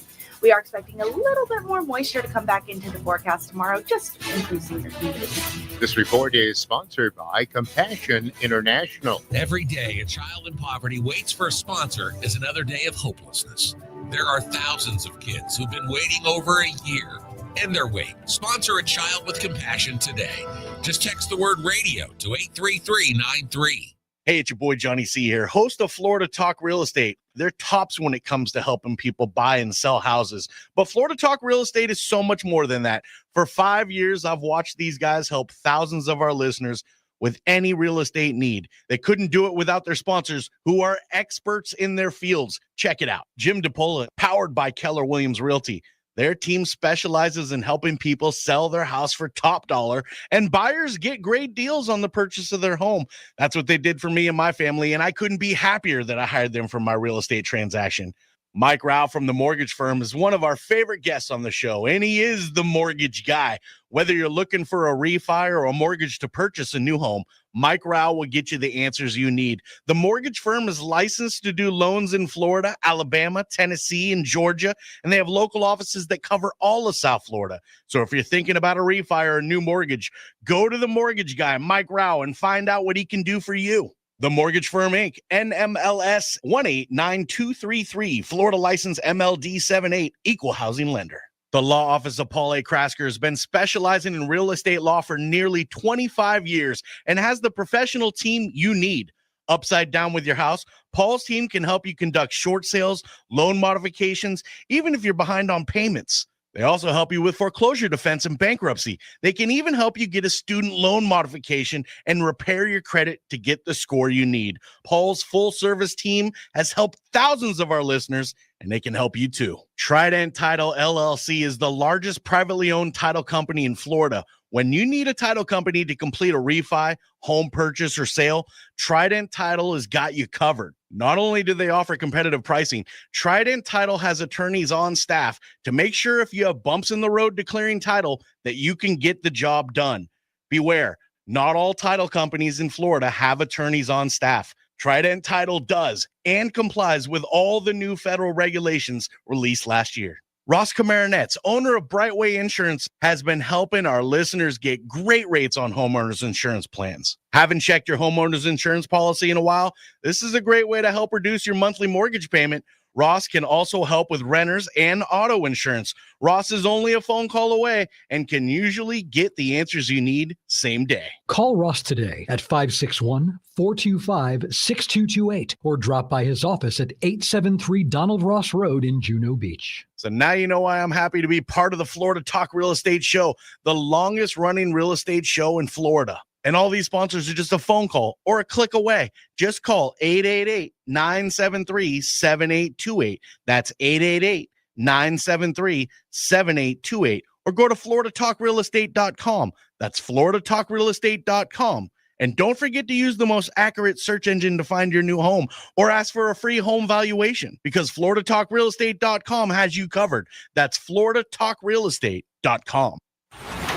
From the Anajar and Levine Accident Attorneys Studios. Have you been in an accident? Call Anajar and Levine Accident Attorneys at 1-800-747-FREE. That's 1-800-747-3733. Real Radio 92.1 is WZZR West Palm Beach, an iHeartRadio station. Make us the #1 preset on your car radio and on the free new and improved iHeartRadio app. Listen for all your music, radio, and podcasts. Free never sounded so good.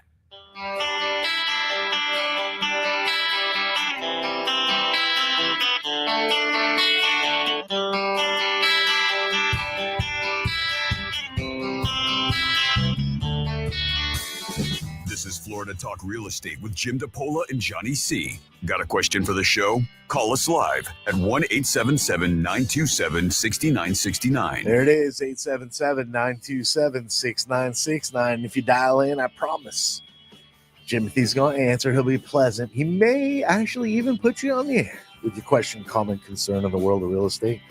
Let's find out. I'm not going to assume. Jimothy, would you probably put him on the air? Absolutely, 100%. Keep me busy over here. All right. So I'm never going to assume. Sounds like he's going to cooperate with you if you say the right things and you put it nicely. Always great to have you with us, my friend. Johnny C is me, your old buddy, your old pal. Ross Komarinetz is with us on this Saturday. He's with Brightway Insurance, Juno Beach. How are you, Ross? I am doing well. You got a pumpkin there in front of you. Trick or treat. Trick or treat. I'm saving it for next year. Nice. That should keep well. Yeah. You keep it at room temperature? No, I'd keep it around like 84. Oh, okay. That's optimal. Yeah. Nice. Grows a little fuzz, makes it a little creepy. I love that part. All right. Just getting ready for next year. Yeah. Had me at buzz. Yeah, it's good. In a couple of weeks, I think it's going to be amazing. Will you put it in like some kind of vessel so you can take it with you? Like a Tupperware, a bag of some kind? Well, Or for you just the leave first like 6 months, I keep it in a very dark and moist and warm area so that all the gross stuff grows on. Oh, perfect. Yeah. Perfect. It's going to be so ready for next year. Yep. Had me at moist. You're winning Jimothy over like every turn here. Moist and fuzzy. Come on. Wow. Happy Halloween, everybody. Giggity. Trick or treat. Jimmy D's over here. That's Jim DePola. I've told you he runs a top producer in Keller Williams team. He has for 13 plus years now. And I've told you for that long too. The Florida Home Pros team, Keller Williams Innovations. Happy Halloween, my friend.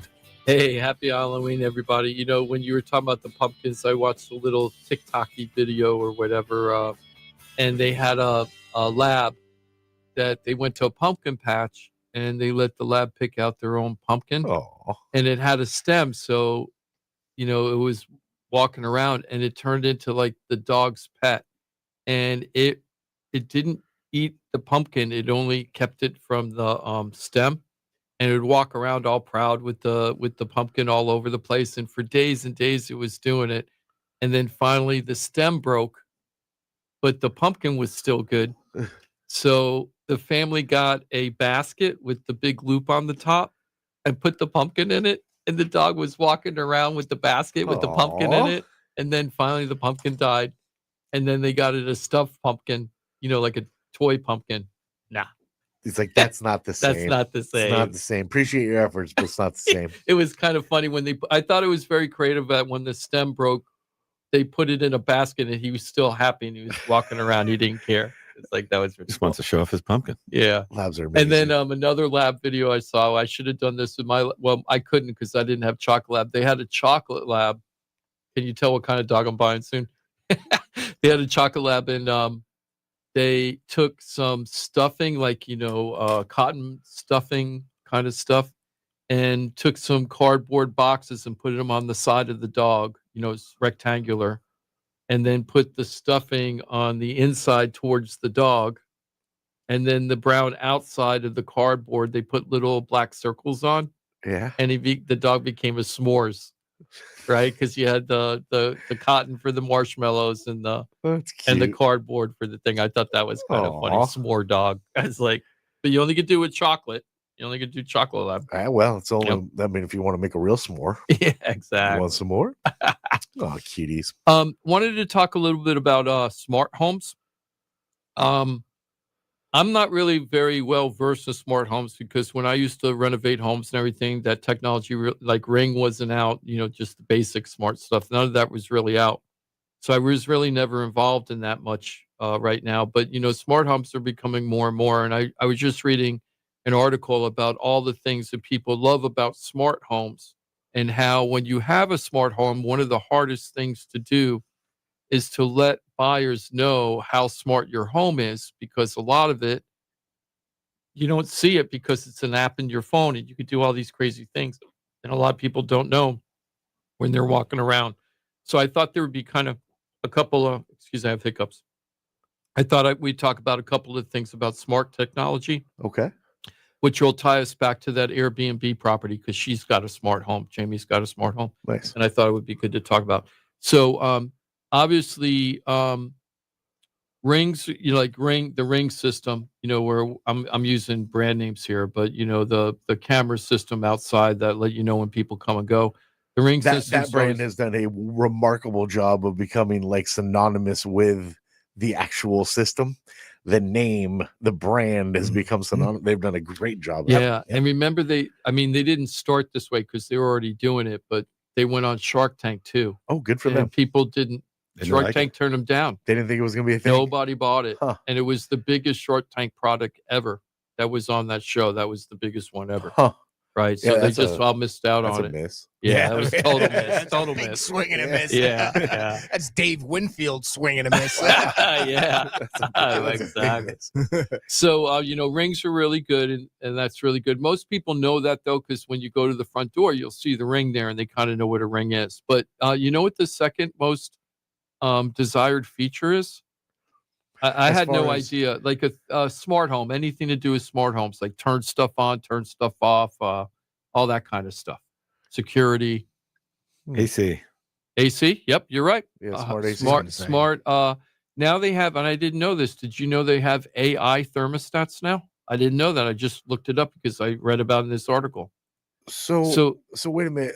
They've always had programmable thermostats, right? So where you could like program a range. If it gets to this, you make it here. If it gets to there, right? You could do that. I've never had one. I've just gone up and physically set my thermostat where I wanted it. What makes it smart, per se? The AI thermostats kind of monitor your use and know when you're more likely to be home and change the thermostat because you're home, and then when you're more likely to be asleep, to change the thermostats based on all that. So it's going to pay attention to you physically changing it, the times. You changing over time, and after a while, it's like, gotcha, I know what you want, and then they'll just start doing it. Honestly, like this is getting a little it's much out of hand. It's been much the push. Ross is showing that he has to push a button. Right. Yeah. Mine is still a dial. I still do the dial. I still don't know how to use that stupid not the thermostat, the humidity thing. The little extra box thing with the humidity. Humidistat. Oh, is that humidistat? I still don't know how to use that thing. I don't have a humidistat. I don't have one. Yeah, and a lot of people don't. And why do some units have it and some don't? I don't even get it. I think it's maybe an antiquated thing. I don't know. I have no idea. Are people like, man, it is way too dry in here. I need a lot more humidity inside my house. Only for the rare times that you use your heat.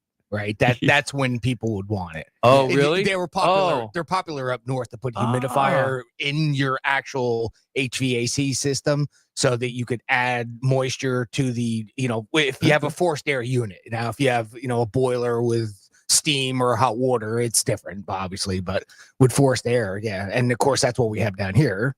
It's electric. So the 3 days out of the year do we actually turn the heat on down here in South Florida? You might want it. Seems a bit unnecessary. I learned when we put our new unit in, because I'm such a size king that I was like, oh, the biggest unit you got, right? And they were like, oh, that's not that's not how AC works. It doesn't work that way. Yeah, you don't want that. You want to slowly bring the temp down, and that removes the humidity. If you bring it down way too quick, you still got all that humidity in the air. So there is a method to the madness. Yeah, there is. They actually, when you install an AC, if you pull permits, you have to do what's called an energy calculation. It's an extra fee you have to pay, where there's like an engineer kind of person, probably works for the AC company, that maps out how many windows you got, what your square footage is. Are you 2-story, 1-story? Do you have vaulted ceilings or not vaulted ceilings? And determines the tonnage that you should get for the house. Right. But a lot of, if you don't pull the permits or you don't know that, you could just get a bubba with a wrench, and come in and just put an AC in. Right. It's like, oh, I got an extra one that's 3.5 ton and you only need 2. And now your AC isn't operating right. It's but not you going got to it be cheap. it's not going to be as efficient. Right. Yeah, exactly. Yeah. So thermostats are like one of the biggest value item ads, and they're not that expensive. I was like, how much is an AI thermostat? So I looked it up. Thank you, ChatGPT. So take it for what it's worth. Anytime I look stuff on ChatGPT, I'll let you know because it might be completely wrong. Could be. But they said it was somewhere between $100 and $350 for those thermostats. So that's some stuff. I mean, how often are people changing their temperature? I guess not. Well, if you turn it up during the day and then you're like, about to leave work. So what makes it smart also is you have an app on your phone that controls it, right? Yes, so you could do that if you're too. at your job and you're like, okay, well, let me turn the AC down so that it's cool when I get home. Mm-hmm. Yeah, Okay. just something like Yep. that. Like you can operate it remotely. There you go. Garage doors is another one. That's I one of the things. yeah. Garage doors is in here. I have that on my phone. I can open and close my door. If I leave home and oh no, did I forget to? I can check on my phone and see. Okay, it's open and I can close it from wherever I am. That's Just kinda little cool. things like that. Huh. So I can see where people are liking these smart features more and more. yes, I just started writing down some stuff that I, of things that can be smart, if you will. These are just the things I came up with: the thermostats, your security system, the lighting system. Jamie's house on Bella Vista for the Airbnb. She can turn on any light or shut off any light anywhere she is in the world as long as she has her app. She can set it on timers and all that and do all that. So anything that's on a timer, I mean, essentially could be, right? Your pool, jacuzzi. Pool, window treatments, garage doors, outdoor lighting, Yeah. right? All of that. Even smart appliances. People forget there's a lot of smart appliances now. So like you can have your coffee maker hooked up that at 7:00 in the morning, your coffee turns on every morning and stuff like that. Who's going to put the grinds in? Yeah, I can do that exactly. too with Yeah. my not so smart coffee maker, but yes. Yeah, I know that's true. Set the alarm. But there's all these things that you could do now with the thing. And Yeah, so they have fridges that'll tell you when you like need milk and stuff, right? yes. They're like, hey, you're low on milk. It's on And your then- grocery list. yeah. You're like, all right. And it'll put it on your grocery list for you. You are And then freaking me Alexa will put in the order to whatever XY store that you. I mean, Yeah. it is amazing. Yeah, if you all this want it. stuff. If you want it, right? You can even some of these smart refrigerators, you could just say, I'm hungry. What can I make with the stuff that's in the fridge? And it'll start giving you recipes of the food that you have with the food you have. That's useful. Yeah. I'll tell you what. I Like you're kind of sitting like there, that. and like you're sitting there, it's like, what do I want? Man, we got nothing to eat, and Alexa's like, I can make you. You know what I can make you right now? Yeah, exactly. You got plenty to eat. Let me make you a beast of a meal. It's so funny. I mean, you're gonna have to make it, but I'll tell you how. This Airbnb, I know I keep talking about, but the Airbnb property, they got one of those. They have a deck on the second story, a loft deck. It's so cool, right? It would be, if you were living there, it'd be so nice to have all these lounge chairs out there and just sipping a mojito or something and just staring at the sun by the beach and everything. You have your own little deck out upstairs. Is mojito your go-to? But Is that- they is that the no, one? I just use mojito. Yeah. I wouldn't If you're actually. out and about, Jim Actually, wants I'm a mojito. pineapple silver Patron guy. Ooh. I'm a very unusual. So anyway, they have a shutter, like, and I said, oh, is that one of those sunsetter shutters like you see on TV? And she goes, well, it's electric. I go, oh, that's awesome. So she got an electric shutter up there in case it's too hot out. But here's the cool part: if the wind is too strong, the shutter knows and it automatically shuts itself. Huh. so it won't blow away and get destroyed. Yeah. So it protects itself. Even that's smart. It's Even got the shutter's a little smart. sensor to where it's like, that's a little much. Why I'm is closing. everybody smarter than me now? Everything's getting smarter than me, even shutters, right? It's like, hey, I don't want to be out here. It's too dangerous. I'm closing up. I felt that way like 15 years ago. So at this point, I just assume everything's smarter than me. So anyway, smart homes, there are a lot of values. Now, I got a lot of good ideas on how to advertise smart homes, because when I've had smart features, it's very hard to describe it. So some of the tips they're giving me, I'm going to try it out with this home if the owner will let me, because it is being rented. But you could put like little cards, like a little note next to the thermostat saying what it could do. No moleste. Yeah, like have like a little card to have a little card to the window shade and say press here and watch the window shade go up and down and all that stuff.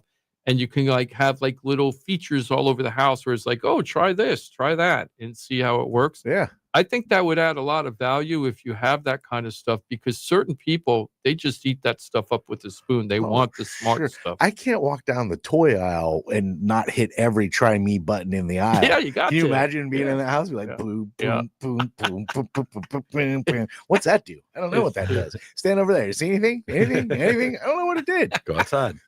Pretty cool. It's out here. Very, very cool. That would be fun. Let me see. Oh, okay. So we're switching gears now. Those try me buttons call me though. Which one am I going to talk about? I'm trying to say. I don't know. What are you going to talk about?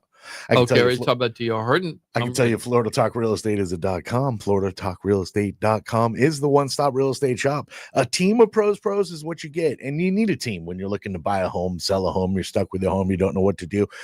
Sometimes you don't need a team. Sometimes you're like, you know what? I just need to see if I'm in my best position for my property insurance. But tell me, would you rather have a team when you need a team? I would. Regardless, when you're looking to do something, anything in the world of real estate, you need some of the best of the best. That's why I send you to FloridaTalkRealEstate.com. Know it, use it, love it, share it. You can change lives with the pros of FloridaTalkRealEstate.com. Before we get into the real estate economy, what people are thinking are going to happen next, I wanted to ask Ross, because it's so important that we talk about this. It was one of the I keep saying misperceptions. Where am I coming up with that? Misconceptions about the real estate market that I was talking to that editor was insurance. I'm like, everybody's complaining insurance is too high. It is high compared to the rest of the nation, but we're seeing huge decreases right now that we haven't seen for years. And I was telling the editors, like Ross predicted when the laws were changed in 2022, and we were talking about all the changes back then, Ross was like, give it about 18 months or so and, maybe 2 years. And I think things will start turning around. And we're kind of seeing the results of that right now. So that's another misconception. So I just want to remind everybody, this is still a great time to reach out to us and ask Ross to give you an insurance quote. You don't have to wait for your insurance policy to be coming up for expiration and renewed. You could do it at any time in your insurance policy. And right now, not everybody, we're not guaranteing everybody's going to get great savings, but some people are really getting really good savings. Yep. And you don't know if you don't ask. $5 grand? $5 grand. Wow. That's $400 a month that they're saving. I hate to think that there was a chance they may not have reached out. $5 grand. 10 and we got it to 5. Wow. Can you imagine? Oh. So I'm glad they reached out. It's out there, Ross. Ross, why do you think it's such a big drop now? Why, that's well, 50%. The thing is a lot of people are getting new roofs. Okay. Right. A lot of people are getting new roofs. So, and that's making that much of a difference in the insurance? Yeah. Wow. Yeah. Well, because now you have a new roof, so it opens up a lot of policy. Other carriers. Yeah, more carriers. Right. And so all those carriers all want those new roofs, so they all have really competitive premiums. So that's another. So here's another thing. If you have an insurance company that's saying you need to put a new roof on, and you put the new roof on, shop the insurance. You might not stay with that company, right? I mean, they might just renew you, and maybe you qualify for an extra $400-$500 discount with them. But if you put on a new roof, shop it. Yeah, shop. That's a really good tip. So shop your roof. You get a new roof, you got to shop it. Even if you're okay with the insurance company, you have at that point, because you might save a huge amount of money. Imagine saving $5,000 a year. Well, I mean, it pays for your roof in a matter of 5 years. Yeah, exactly. 6 years. And the mortgage payment is dropping so dramatically. It's the opposite of what we were talking about with that lawsuit, right? It's the opposite. Yep. And you're not paying like money to get that reduction. Like with the mortgage and you get a refi, you're paying thousands of dollars, to get that refi, to get the mortgage payment reduced. With this, it's just happens. So, maybe $250 for a win mint and 4-point. Yeah. That's it. Yeah. If I could say 5,000, it cost me 250. I think that's worth it. Yeah, maybe. Maybe I'll get out of my chair. Spend 250 once. Maybe I'll get out of my chair. So please, if anybody has any questions about homeowners insurance, and car insurance is dropping too, and Ross has mentioned that. Why is car insurance dropping so much? Because they were going through the same thing. They were experiencing the same lawsuits. But did they create just the same regulations though? Yeah. They did. Yeah, this is the same. Like, it used to be there were a handful of carriers that really only wanted people with high liability limits. So you've got bodily injury liability on your auto insurance policy. That basically protects you from being sued by somebody else if you cause an accident. And so there were, you can go up to $250,000 per person, $500,000 per accident. And there were a handful of carriers that really just said, we only want that business. And then they got burned because everybody's, if you got into a minor car accident, they'd look at your insurance and be like, oh my gosh, look at all that money we can go after. And so those carriers actually had to really stop actually offering coverage for a long time because the attorneys were just going after policy limits. And so with the changes, it affected the auto insurance. And so now those carriers are starting to come back. I don't know if anybody saw anything, but there was a headline where Progressive actually made a whole lot more money than they were supposed to. Yeah. So they actually have to give some of it back. It's like $1 billion or something, right? Yeah. For Floridians? Yeah. All the auto carriers are like super profitable right now, and all those rates are coming down. So shop your auto too. Yes. So here's just a perfect example of what's happening in the real world versus what people's perception of the real world are, right? Everybody's thinking it's just totally out of control, and it was, right? They were right for years, right? That, insurance is going up, it's out of control, blah, blah, blah. 100% right. But that doesn't mean it's like that forever, and things change, and we're in a different cycle right now. That's right. So take advantage of this cycle, because we're going to have the other cycle come back too. That's going to come back. We're going to be complaining about it. It just happens. Yep. Yeah. Pendulum swings all the different ways. If you guys don't mind, I think we're going to take one more break because I want to read this article before we do the next segment, so I know what I'm talking about. All right. Understandable. Can you tell I'm a little slacker today? So let me read this article so that we can talk about what we're going to talk about. And I think this is really interesting. There's a bunch of national economists that were interviewed by The Hill, which is a political newspaper talking about what happens on Capitol Hill. Yeah. And all these people are talking about, listen to the headline, a real estate boom is coming. Are you ready? I'm not sure I'm ready. A boom. I'd love to happen, but I'm not seeing it. Let's find out what the heck is going on here. Yeah, let's find it out. Nice. Boom in real estate. Let's see. These are quote unquote smart people too. I'm staying quiet. Quote unquote.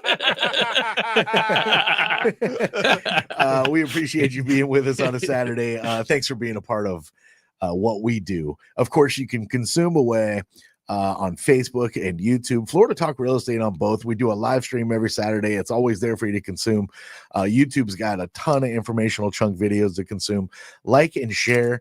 And always remember FloridaTalkRealEstate.com. Again, when you're looking to buy a home, sell a home, you're stuck with your home, you're not quite sure what to do, you need great guidance, understanding of what your options are.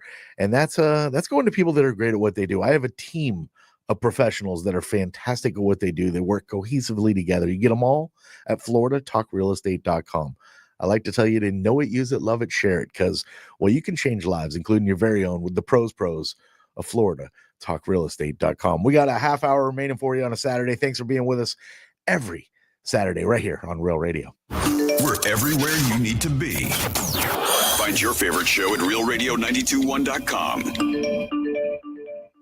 Hey, it's your boy Johnny C here, host of Florida Talk Real Estate. They're tops when it comes to helping people buy and sell houses. But Florida Talk Real Estate is so much more than that. For 5 years, I've watched these guys help thousands of our listeners with any real estate need. They couldn't do it without their sponsors, who are experts in their fields. Check it out. Jim DePola, powered by Keller Williams Realty. Their team specializes in helping people sell their house for top dollar, and buyers get great deals on the purchase of their home. That's what they did for me and my family, and I couldn't be happier that I hired them for my real estate transaction. Mike Rao from the mortgage firm is one of our favorite guests on the show, and he is the mortgage guy.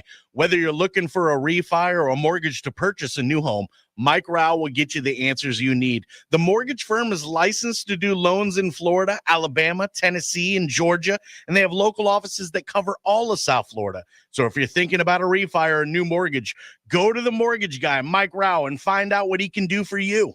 The Mortgage Firm, Inc., NMLS 189233, Florida license MLD 78, equal housing lender. The law office of Paul A. Krasker has been specializing in real estate law for nearly 25 years and has the professional team you need. Upside down with your house, Paul's team can help you conduct short sales, loan modifications, even if you're behind on payments. They also help you with foreclosure defense and bankruptcy. They can even help you get a student loan modification and repair your credit to get the score you need. Paul's full-service team has helped thousands of our listeners, and they can help you too. Trident Title LLC is the largest privately owned title company in Florida. When you need a title company to complete a refi, home purchase, or sale, Trident Title has got you covered. Not only do they offer competitive pricing, Trident Title has attorneys on staff to make sure if you have bumps in the road declaring title that you can get the job done. Beware, not all title companies in Florida have attorneys on staff. Trident Title does and complies with all the new federal regulations released last year. Ross Komarinetz, owner of Brightway Insurance, has been helping our listeners get great rates on homeowners insurance plans. Haven't checked your homeowners insurance policy in a while? This is a great way to help reduce your monthly mortgage payment. Ross can also help with renters and auto insurance. Ross is only a phone call away and can usually get the answers you need same day. Call Ross today at 561-425-6228 or drop by his office at 873 Donald Ross Road in Juno Beach. So now you know why I'm happy to be part of the Florida Talk Real Estate Show, the longest running real estate show in Florida. And all these sponsors are just a phone call or a click away. Just call 888-973-7828. That's 888-973-7828. Or go to floridatalkrealestate.com. That's floridatalkrealestate.com. And don't forget to use the most accurate search engine to find your new home or ask for a free home valuation, because floridatalkrealestate.com has you covered. That's floridatalkrealestate.com. This is Real Radio 92.1 and 101.7. Real talk for the Palm Beaches and the Treasure Coast.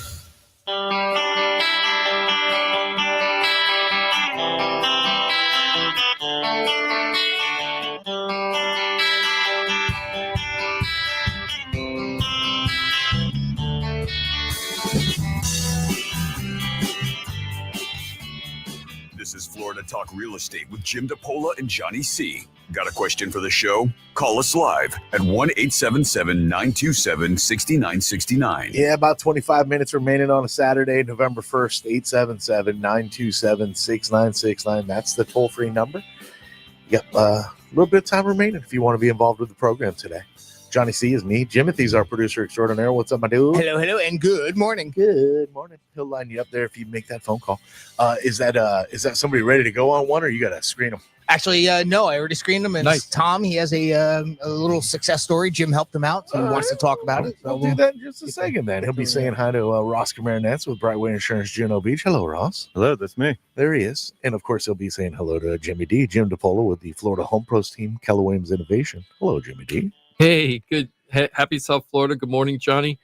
Before you bring Tom on the phone, at first I was thinking, Tom, who could this be? And I have a feeling it's Tom who's moving to Arizona. And if it is, I'm really happy because I wanted to call him all week and I didn't get a chance. Nice. Right? So let's see if it's that guy. Put him on? Let's put him on. Right. See. Tom, welcome to the show. How you doing today, buddy? Good. How y'all doing? Jim, you're close. Oh, no, it wasn't. It wasn't. You got the Arizona part right. So I don't know. Then I don't know who it is, Tom. What's Tom and Liz? Okay. Yep. Yeah. Johnny knows. Oh, yeah. Yeah. No. Johnny. W No, starting the last name? No. All right. Oh, yes, I Okay. do know that. All Okay, Tom. Yes. Okay. See, it's confusing, Tom. I was thinking the second. Okay, so this is what happened. Tom was so nice. I'm so glad you called, Tom, because I reach out to you a bunch of times and you always respond a message back, but I hardly get to talk to you. And I'm really glad you called because Tom referred us. He had a relative that needed to sell a house in Arizona. So we got him out to agents out there, and it took a while to get it on the market and everything, and they closed it. And then right after we closed Tom's relative property, another Tom called me and said, hey, I'm moving to Tucson, which is exactly where Tom. Well, that's where all the Toms are going. Yeah, all the Toms must be going there, Tom. So Tom actually isn't moving there. It was his relative's house out there. How are you doing? Good. How are you? Oh, good. So did everybody have a good experience out there with the Polstons? That's the realtors we referred them to. It was interesting because it was an older house and they're building new houses there. Yeah. So they had to sell it against the new house. Mm-hmm. And, they was on the market for a little over 50 days. And I had mentioned to my sister-in-law, well, now it's time to drop the price. Can't tell that I listen to this show all the time. It's a very common thing right now where new construction is outstripping the resale properties right now. It's hurting a lot of resale properties all over the country. Yeah. Yeah. So anyway, she was just getting ready to. She had talked to Sean about dropping the price, and then they got an offer, and the offer was a little bit less than what they were going to drop it for, which was good. And so they accepted the offer, and then when they did the walkthrough, then of course they wanted another $10,000 and or repairs or whatever. But not all of it was really. I mean, they wanted a water system replaced that worked fine, but they said it was 5 years old and they wanted a new one, and little things like that. And so they countered offer back with like $5,000, and they turned it down. But Sean pointed out to him that, okay, you're going to buy a new home, but here you get an older home that's about 700 square foot larger for the same price that needs some work, but you're going to have a lot bigger home. And talk to people, presented that to them, and boom, they went ahead and took the house. That's so great, and that just shows that the Polstons were good negotiators, right? And and that's what I want to explain with Tom's situation. So Tom has heard us. Tom's a big fan of Real Radio. I mean, he's been around forever with Real Radio. We're all Real Radio heads. That's it, family. Yeah, we're all part of the family. We're one of us. But Tom has heard me mention many, many times on the air that I help people all over the country try to buy or sell properties all over the country.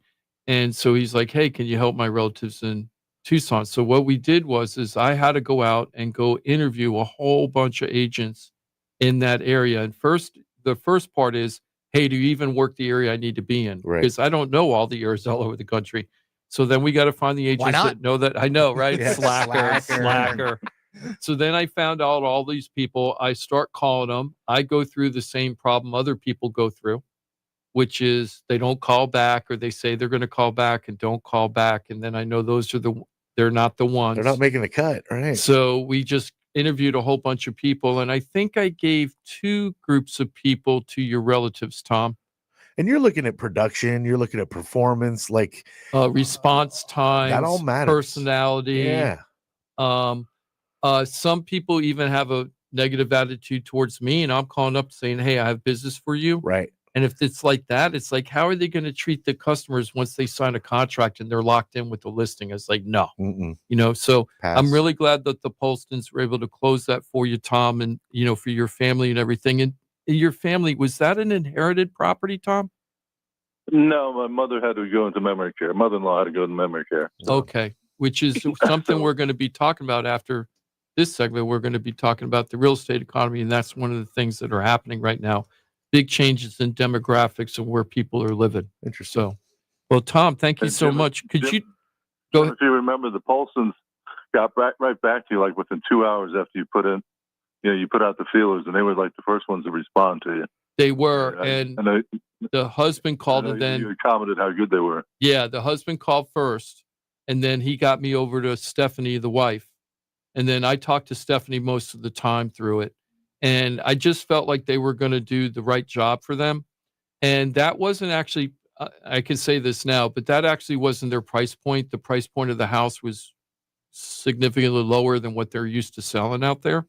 But I knew that they could do it and that they had the negotiation skills, because when Tom told me that the house wasn't in perfect condition, I knew you needed a wheeler dealer to try to make it happen. It sounds like that's exactly what happened. Yeah. Hey, Tom, could you? Oh, go ahead. I'm sorry. Go ahead. No, go ahead. Go ahead. You go ahead. I just said, they did what you sent them out to do, basically. Yeah, and I appreciate that. So if anybody else out there has that kind of issue, you have a relative or you're moving out of state or something, I can help you. I can help you anywhere in the country. In fact, I'm still looking out there, Luigi. There's a guy named Luigi who wants to sell property in Italy, and I'm working on finding a realtor in that specific small town that they're in, and trying to find a Keller Williams agent in Italy to go sell the property. Good thing I'm having a language barrier. I was going to say, good thing in a lot of countries they learn English and other languages. Exactly. I'm not sure how fluent you are in Italian. Exactly. And my fake Italian does not work at all. Oh no, it does not work at all. That's not going to come. It's not going to translate well. Tom, if you or Liz could do me a favor, it would be a really big thing. And anybody listening, this would be a really big thing for us. I know where you're going, but how do I get on the Google thing to put that out? Thank you. It's a Google review. Tom knew exactly where I was going. So all you have to do is just go into Google on the search engine and type in Florida Talk Real Estate. You're going to see on the right-hand side of your screen the company business thing with the map and the website and all that. And then it'll say reviews, and just click on reviews and then give you a review. And we'd really appreciate it. And if you are like me, you're probably already signed in, and it'll just say continue as Johnny. Yeah. It may make you sign in. If you don't have a Google account, you're going to have to create one. But I'm sure I did. My wife just said over to me, she goes, I'll figure it out. We're good. Yeah, we're good. Thanks, Liz.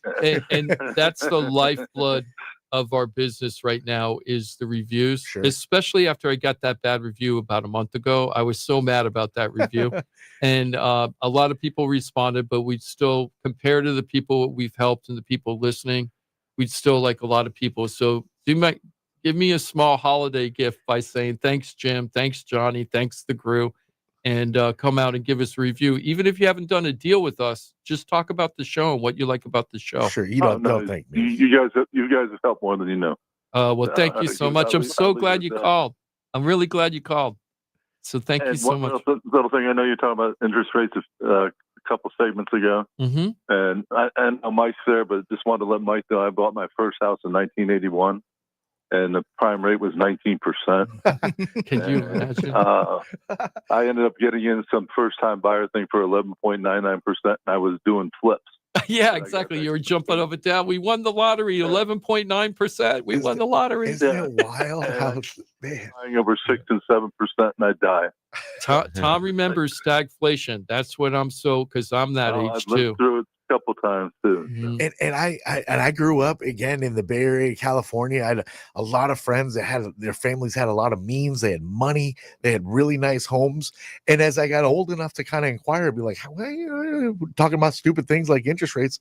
I'll never forget him. And one of my dudes, his dad was the vice president of Prudential, Northern California, right? Dude just had money on top of money. And we're talking business, and I'm like, man, I want to be a baller one day. I'm like, how much is your interest rate on? And he's like, it was like 16% or something like that. I know, and they had great everything. Yeah, and they were perfect borrowers, right? Yeah, it's like crazy. Yeah. Yeah, I hope we don't go through the stagflation again, because what people don't get about stagflation, because they haven't lived it, it's like you jump into like a sand pit that you can't get out of. It's like quicksand, because people aren't buying enough, so the employers aren't hiring enough. So prices are more expensive, but there's less people employed that can't afford this stuff. And it's hard to fix it, because the Fed, they have that blunt tool. It's like either we help on the inflation or we help on unemployment, and one side's going to get banged up. That's it. So what happened with that in the 1980s, 81 was right towards the end of it. I think it was like 82, 83 is when it kind of went away a little bit. And Reagan went in and he said, rip off the Band-Aid. We're going to go through the pain. And we had a lot of layoffs. And that brought prices down. and then we reset, and then he had a pretty strong economy after that. But he had to go through that pain. And they knew it was something we had to go through for Yeah. sure. Hey, Tom, thank you very much for all the support over the years. Have a fantastic rest of your weekend, and thanks for the consideration on that Google thank review. you, Tom. And thank you all for everything. And you all take care. All right, buddy. Awesome. Bye-bye now. 877-927-6969. Short amount of time remaining, but you're welcome to join us. Can we go back to Ross real quick? Because there was a question we got in the Yes. comments Thank here you. that PF was asking. Ross, can you mention how long a wind mitigation and 4-point inspection are good for? So wind mitigation report, I mean, as long as you stay with your existing carrier, right, Mhm. your existing insurance company, your wind mitigation report is good forever. The only time you would have to get a new wind mitigation report is if you're switching to a new carrier. And that's when your wind mitigation report is over 5 years old. So wind mitigation reports are good for 5 years. Wow. I Yep. hadn't even for a new carrier.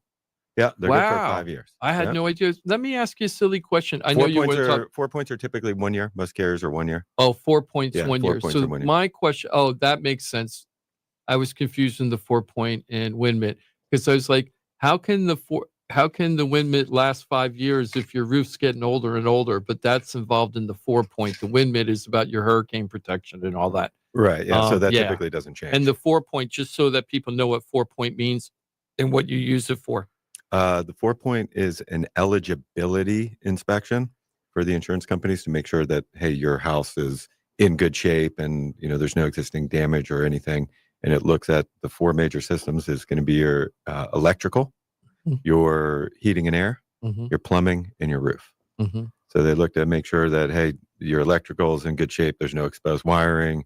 They look for double taps and things like that. Aluminum wiring and all that. Right. And then in the AC, they just want to make sure that it's not leaking, that there's not blockages in the drainage, that it is cooling properly. And then on the plumbing, they want to make sure that there's no polybutylene pipes. The pipes aren't leaking. The sinks aren't leaking. And then on the roof, just they look at the roof. How old is it? How many years of useful life? They look at, are there any lifting shingles or cracked tiles or leaks or things like that? Yeah, I didn't know that the wind mitt was 5 years. That's really good news. It's awesome. Yeah, even the though 1 it's good year for is a 5 good thing. years, So like I it- learned. Thank you, PF. I just learned it at every show. I learned something. I just learned my thing today. So thank you, PF.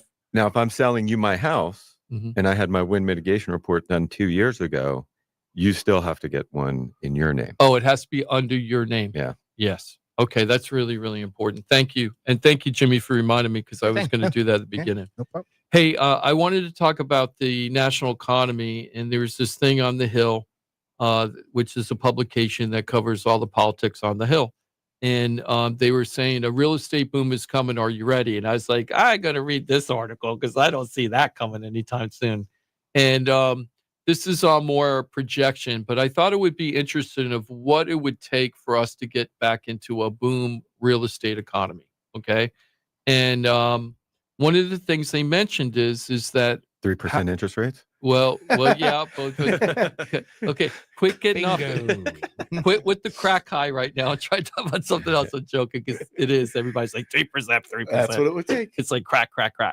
The first thing I thought that was interesting that I learned is that for the national economy, real estate accounts for 14 to 18% of the GDP. So when the real estate economy isn't doing good, that's that's a sixth of the economy of our GDP is real estate. Why would that be incorporated in GDP? Okay, that's a good, because when this is how they look at it. Okay, you go out and buy your house. So now you got a title company and a mortgage company, most probably, and property inspectors and an appraiser and real estate agents, right? And all those people are being paid to have that transaction done. Then when you buy the house, you go to Home Depot and you start fixing the house up. And then you go to El Dorado and you start buying furniture, right? And you do all this stuff.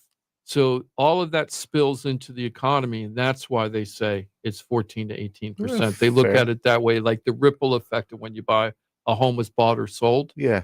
And that's why, when the economy's super hot for real estate, it seems like everything's hot because it's such a big chunk of our economy. And also, housing is everybody has housing. Not everybody deals with Bitcoin, right? Some people invest in Bitcoin, some don't. right? But housing, everybody's got a place to live. So it's such a big part of everybody's life. Yeah, I can see it when you put could it that make way. it sound that. So based on that, so when the economy's bad for real estate, it's bad for the national economy in general.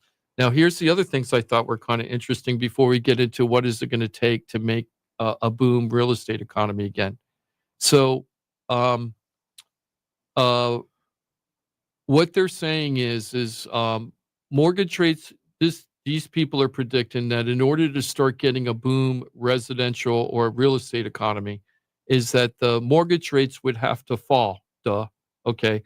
But how much? And how much is very surprising. So what do you think they're thinking would take to start a real estate boom again? How far would the interest rates have to drop from our 617 right now? How far would it have to drop to get this boom going? 5.75. Okay. 4.5. In the mid fives, I would say. Because I think we did this once. If I remember he's so right. good. He's so good, and I think Johnny knew too. It didn't say anything. But it it just changes. said it. But it changes. That's the only reason. It does. But no, you're 100% right. You two are very, very close. 5.5%. And I thought that most people would say what Ross said. You got to be in the 4s or the 3s, which is very unrealistic. They're saying 5.5% is going to turn on the real estate market again. We're less than 3/4 of a point away from that now. Yep. So you can get buy down interest rate to get to that rate right now. So I'm not sure I agree with that. I'm just telling you this is what they're thinking. I think it's got to be more than 5.5, but that's what they're saying. I think Ross's number is probably the number. I agree. Yeah. I think so too, Johnny. Yeah. Well, reality versus a poll or, a questionnaire that goes out to people, right? This isn't a poll. This is this group of economists' opinions. So they're not polling people. I think people would have a different answer than. So I would say even more so then. I would say 5.5% will be a magic number if the home values got slashed by, say, 20%. Yeah. Well, that's true. That's true. But the problem is the home values will go up if it, that was if we get a boom, they're not going down. Yeah, they're exactly. going up. Right. Yeah. Right. But 5.5 is probably a sweet number for a lot of folks if the values kind of fell out. That's so weird. Somebody's calling one of my it's not me. blank phones. It's this. Is it this one? Oh, it is that one. Yeah. I don't even know how they have a number for that phone. Scam likely. I'm gonna find out. Yeah. So the reason why they're saving 5.5 is they say, yes, there are still many people holding 2% mortgages, and they would probably grimace at the idea of getting a new mortgage at today's interest rates, but it's not as many people as you think. So how many people do you think percentage-wise have a 3% or less? It's okay. I got it. 3% or less mortgage rate. How many people in the country have 3% or lower mortgage rate right now? Percentage-wise of homeowners. 3%? What percentage? Okay, so what percentage of all the homeowners in the United States have mortgages that are less than or 3% or less? How many homes are owned in Florida? I'm gonna say I think there's something like over 100 million homes in the United States or something like that. 100 million? Yeah. So I'll say and let's say that million people have a 3%. Oh, I only have percentage wise, so I can't tell you. 5%. 5%. I was gonna say like 8. So the answer is I'll say 2%. Okay. Yes, the answer is 14.3%. Oh no. Take it back. 22%. Wow. Have mortgages that are 3% or lower. What? Right? And then 14.3% have mortgages that are 6% or higher. Huh. Right? So that's more than a third either have super low interest rates or interest rates that are more prevailing today. And then the other third, right? Because that's a third of it. The other 2/3, they've got interest rates between 3% and let's say 6%, right? So what they're saying is that means almost 2/3 of the mortgages are between 3 and 6%. They are the ones that are poised to come back on the market when the rates go down. So it's the people that have mortgage rates from 3 to 5%. Those are the ones more likely to say, I'm tired of my house. I want to move. I know I'm going to pay probably a higher interest rate, but not that much that it wonn't make me not move. Right? That's what they're saying is happening. I'm not saying I agree with any of this. I'm just saying I would this have is thought it what would they're have been the saying. opposite of that. It just seems like the prevailing kind of perspective would be it's the people that have the higher interest rate would be more interested in selling the 14%, because now they're motivated for their new loan would be lower percentage. Well, that's true. But think about this, John. Imagine if you've been in a house and let's say that you got like a 4% interest rate. I'm just making it up, which is really, really good. So right? you got your That's house awesome. You got it in like 2020, we'll say. Yeah, and let's say that you've been there and you're not happy living there anymore and you really want to go someplace else. But when you saw that the interest rates in November 2023 were 7.79 and you're at 4, it's like, I'm not going to do that, right? I guess I'm just going to be unhappy. I'm going to be happy with my mortgage payment, but unhappy where I live. Right.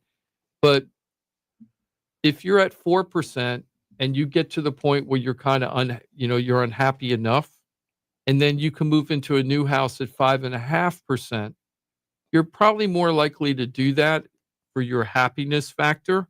But here's the other thing that people aren't getting. The reason why those people might move is the amount of equity they're going to bring to the new deal. Mm-hmm. So let's say that they're paying 4% now, but they only put 5% down on their house, and now their house grew all this value.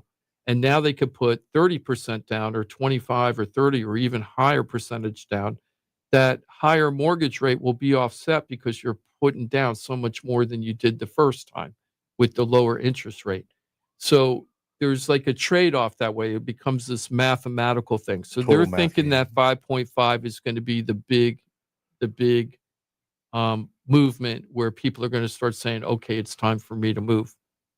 But I just think that's all kind of very interesting is how they think this is going to play out, because I have no idea. Well, and when do we get to 5.5? Do we ever get back to 5.5? Well, we just said it'd be at the top of the show that there's a whole bunch of national economists that says we're going to be in the sixes, low sixes for years. They think for years, but I'm not sure I agree with that. Right. If you look at that Freddie Mac chart right now, it would have to go pretty amazingly in the opposite direction pretty quickly, because it's on a downward track right now. So it's got to have a floor, but I don't know where that floor is. And the reason why is that there's so much unknown with what's going on. Like this article is complaining that the reason why our real estate market's so slow is high prices, high interest rates, and underbuilding for developers, right? They keep blaming that. That is so bull. I'm sorry. I used to believe it. Well, I think the key word, the words that are missing are affordable building. Affordable homes. Exactly. Got to put the affordable part in that. Because these builders, they can't sell the houses. They can't sell all the houses they got on market. That's why they're doing these huge discounts, right? I just saw one developer. They're offering the buyer's agent 5% for a real estate. Bring me a buyer. I'll give you 5%. Can you imagine? So the developers aren't building what the market needs is what's happening here. So this whole under construction thing, I don't buy into it anymore. I did back in COVID when we had the COVID boom, right? We needed more construction then, but now I feel like that isn't true. And the prices for construction are higher right now. Is that everywhere, or is that a very street by street scenario as well? For the construction? Yeah. For the construction new boom? construction. No, it's pretty much everywhere. Most of the developers are slow everywhere. At least I know for Florida, but I hear throughout the country they're kind of slow. Okay.